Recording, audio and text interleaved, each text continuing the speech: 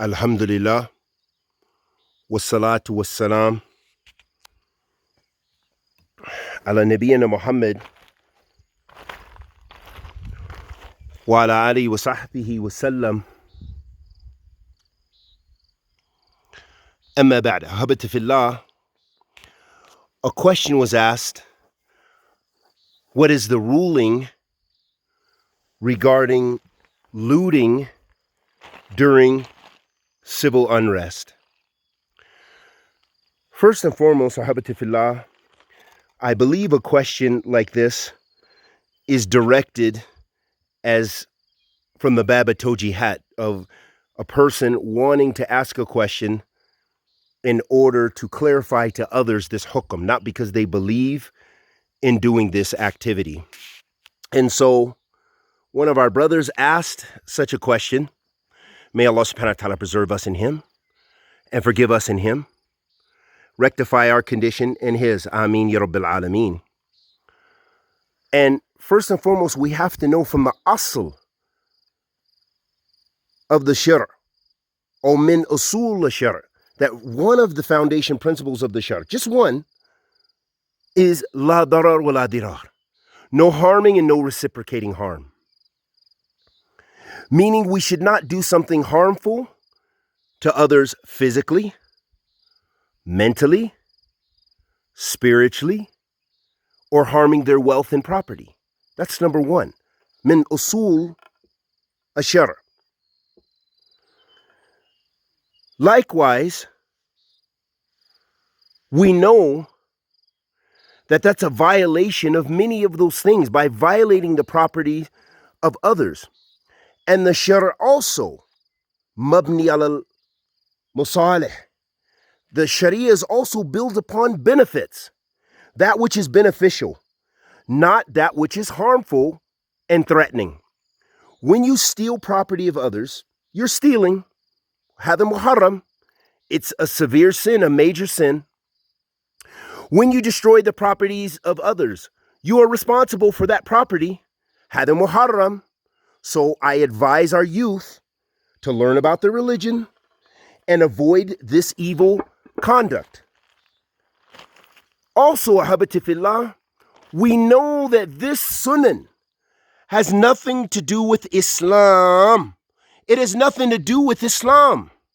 That this has to do with following the way of disbelieving people who believe in criminality.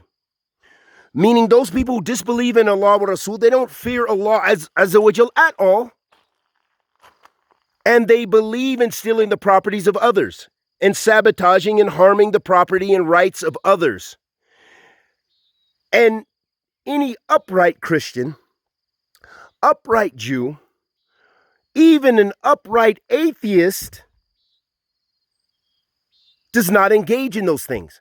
So min bab al-awla, from the first and most important, and moreover, would be the case of a Muslim, is that the Muslim, the believer in Allah Azza wa Jal, would not violate the property and rights of others, even if it is what they believe is reciprocating a harm, meaning, oh, they've been killing black men, I think I will protest, and I think I will steal. Well, how have you honored the name of that person you are protesting for? How have you done any justice for him or justice for yourself? How have you done anything that even represents the cause of justice? Nothing. You fulfilled your desires, you stole. That's it. So Islam forbids that min jami', from every from every way.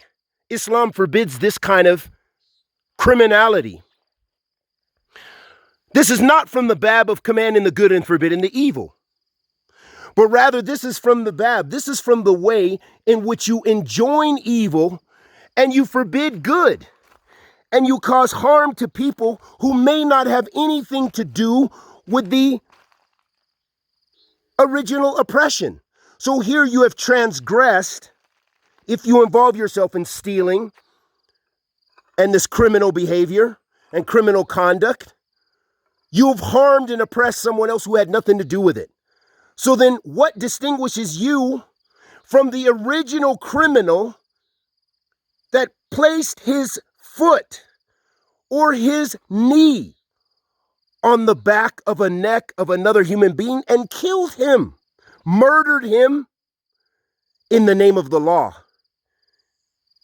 And in fact, in the name of kufr and shirk, as a pillar of oppression, and as individuals who represent oppression, who don't represent any law and order. So how is it that you want to follow their way and you claim you're doing something good? Perhaps. So Islam forbids that kind of evil and reciprocating evil. La darar wa la dirar. Kama qala Nabi sallallahu alaihi wasallam. The Prophet sallallahu alaihi wasallam said, there's no harm and there's no reciprocating harm. You know, you shouldn't be harmed, you shouldn't harm others, and you should not reciprocate a harm. So if someone harms you, you should not reciprocate it. So in fact, here, the person who involves himself, they are reciprocating a harm for someone who was not a part of the original crime in the first place. So how much more haram is that? How much more evil is that? So it's very important that we learn our deen. Likewise, another point I want to mention, as the Prophet ﷺ said, "Men tashabbaha biqawmin fahuwa minhum." Whoever resembles a people, he is from them. So no Muslim should be protesting. No Muslims should be involving in these kind of activities. But rather, if they are concerned, they should pick up the pen and write to their leaders, to those people who are responsible. They should let their thoughts and their ideas be known to the oppressors. And they should, more importantly, return to Allah and supplicate to Allah to have these criminals and evil people removed who oppress them. That is the Islamic way of dealing with it, because Islam does not condone, is not conducive to fawda, to chaos. You should not protest in a Muslim land.